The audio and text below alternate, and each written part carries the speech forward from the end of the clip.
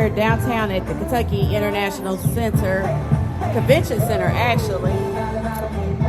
So, real quick, I just want to let everybody know we are live here at the GalaxyCon Louisville 2019. How y'all doing today? We are doing good. All right, so I have Dee's Corner here live. We have a special guest, and we have our host, Mr. Animated, here also. So we are going to film the show live tonight here from GalaxyCon 2019 Louisville. It's the last night. It is over. It has been a great weekend. So we are streaming live over the air from GalaxyCon Louisville 2019. So, folks, you will hear some extra noise tonight. So we are live over your radio dial at Power 106.3 at MKY. We are live online, www.kyheartmedia.com, and all streaming platforms. So let's get this show started. Mr. Animated, I'm going to turn things over to you.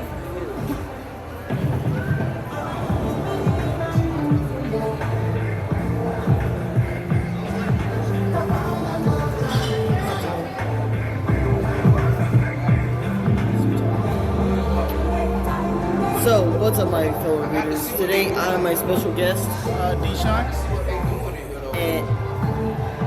Deshaun. So, today we're going to be talking about the actual culture of the Black Panther, not the origin. So, how about we get started with the show?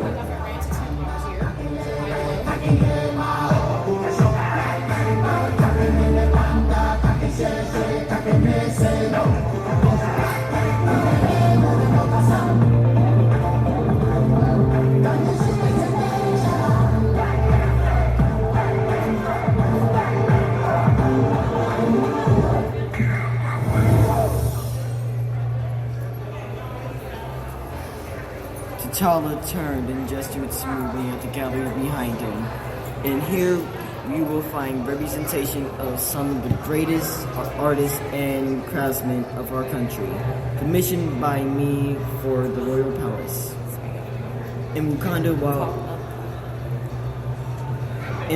while I was still Crown Prince, but I thought it would be a better gift to the world and to our friends here in the United States to share them as a sign of friendship and honor. For decades, we Wakandians have embraced isolation content to let the rest of the world once world live as it would, but we have only one Earth, and her children can little afford not to share the glories and tragedies of our collective existence much longer. I hope these small tokens of Wakandian culture will signal a greater openness and renewed partner between our two countries, a partnership that will lead our world into a better future for all of mankind. Thank you. Applause filled the room as the young king stepped away from the podium and approached the red ribbon. The docent produced a large pair of silver scissors, leading the taller of the king's guard to move protectively toward her charge, while the smaller one placed her hand on the elderly man's arm. His eyes widened when he realized that he had what he had done, but an easy grin from T'Challa put him at ease. We won't need. Okay, so that's the show. Talk to you again.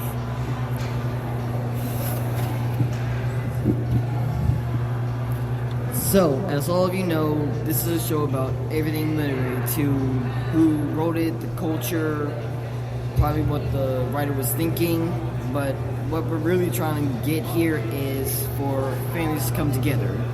This is meant to be a family show.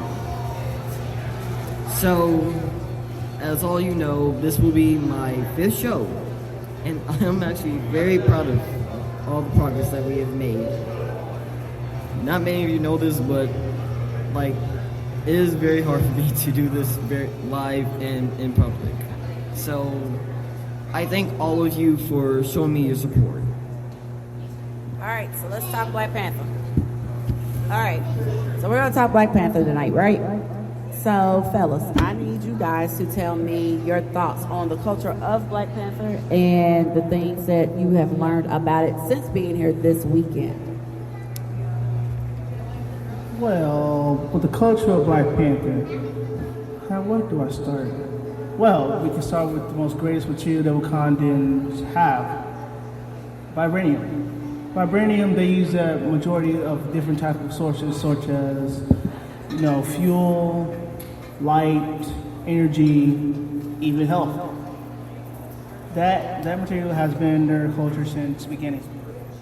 And everyone all over the world has been trying to get their hands on it, mainly for weapons and all that. And Wakandians only just want to live in peace and not try to use their weapons to create mass destruction. And not only does that happen, not only do they use vibranium with source, they also use it with clothing as well. And basically any type of material that has to do with fashion, anything. Well, what I find interesting about the Wakandan culture is how they choose their king. Because you don't necessarily just get the role of king passed down to you. You technically earn it. You have to earn it by facing every other clan, every other tribe in the Wakandan kingdom. Let's say, for example, one of the clans beat the clan that was already in rule, that means that they would actually get the role of king, that they would be the most favored. So if every clan decides not to fight, it's pretty much means that they show a great amount of respect for you, that they think that you deserve to be king. So in the Wakandan culture, I think that's a key factor in it. What else do you find interesting? What else I find interesting about it is the fact how, in my opinion, me being an action person, I would say the fighting style. Look at how they fight compared to different type of other type of cultures. They use more than just type of martial arts. They use an African type of martial arts as well, with Kempa. I would say a little bit of Brazilian martial arts as well. And they kind of mix it up, and they use different types of weapons as well. And they also keep it cultural as well as they're fighting, and they keep it in a respectful way. And the way how they choose by king, in my opinion, that's what I've seen and noticed, is you have two ways. Either one, you win by king, by trial, by combat, with, you win, or B, by death. Well, I actually agree with you on the fighting style, because the Wakandan people, they actually have, every other clan has a different type of animal. So, in the movie, you've seen that one of the clans actually had rhinos that they fought with. So, I actually think that's pretty interesting, because they don't all just, fight with the same kind of animal. There's the Black Panther tribe, the gorilla tribe, and the rhino tribe. That's all we know so far. And I think that there are actually, more tribes out there that would actually be way more interesting. Also, another thing as well is that with each tribe, there's also an elder, with different types of stuff. They keep it cultural as well, to where they never change it up. And I feel with each animal they have, it's very sacred to them. And I feel there's a reason why for everything. Maybe because one of those animals saved them. And then also another thing, the herb they have as well. That herb they have is very, very dangerous compared to all over the world. Many people can have it. It's only specified for Wakandans. And also as well is the way how the Black Panther suit is, it's from head to toe made of vibranium. That vibranium is, it has to do, it's very durable, can handle any type of damage, and can also give off a lot of kinetic energy to give the wearer much more ability and much more agility. In your opinion? All right, so we are live on Power 106.3 FMKY. It's Dee's Corner. You can follow on Instagram, Facebook, Twitter at Dee's Reading Corner.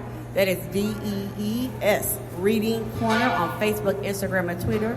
You can also find us online at www.kyheartmedia.com. That is www.kyheartmedia.com. We are live every Sunday, 6 to 9 p.m. We do a live show at 7 p.m. But today we're doing a special edition because we are live at the GalaxyCon Louisville 2019. It's the last night, so we are doing our week 5 show on T'Challa, the Black Panther. And we're going to talk about all things literature, culture, and all things about the character tonight. So, Mr. Animated, I will get back to give you your facts of the week, but I'm going to let you and your guests continue talking and then do a reading section.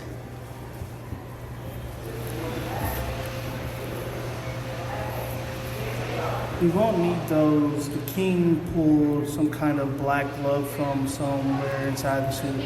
With a single swipe, the ribbon fluttered to the ground, and the crowd cheered again. The old man waved his hands and cried again. When you registered for this opening, several of you were specifically chosen to tour the exhibit when the king was in his return. The one who were chosen were contacted by the phone earlier.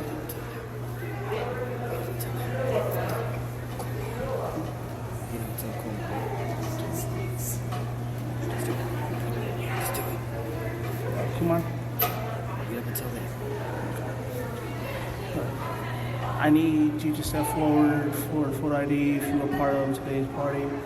Dubai felt his mom's hand on his shoulder. Let us kiddo surprise. His eyes witten with shock. We get to meet the king to Kuma. I knew if I told you before today, you'd had bugged me all about it all week, baby boy. She chuckled as they moved toward the front of the crowd to be wanded at a security line.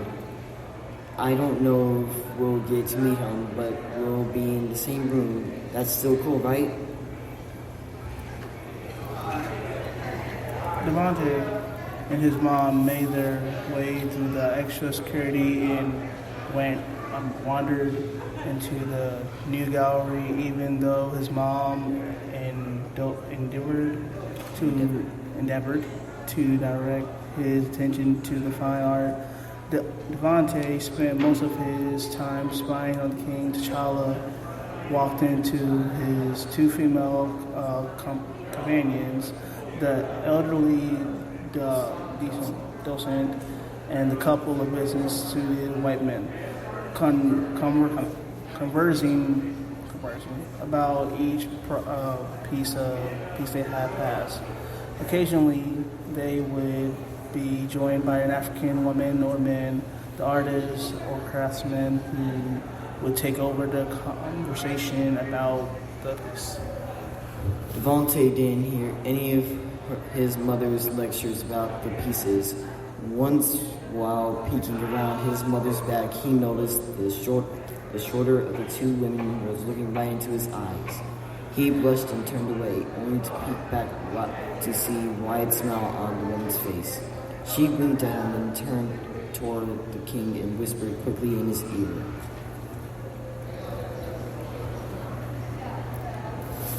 Devontae froze as T'Challa turned to look at him. His mother was still talking about the statue in front of them, obviously to the movement behind her as the king and his companions approached them. Devontae had to tug on her jacket to get her attention, and she froze as well when she saw T'Challa. Beautiful, is it not? T'Challa's soft voice was comforting yet commanding at the same time. He held out his hand. King T'Challa of Wakanda, and you are? Devontae had never heard his mother stutter before. Sir, the wall men for your highness. T'Challa locked gazes with Devontae, a small smile on his face. And this young gentleman? His mom nudged him forward. Devontae gulped and held out his hand. Devontae Hallman said,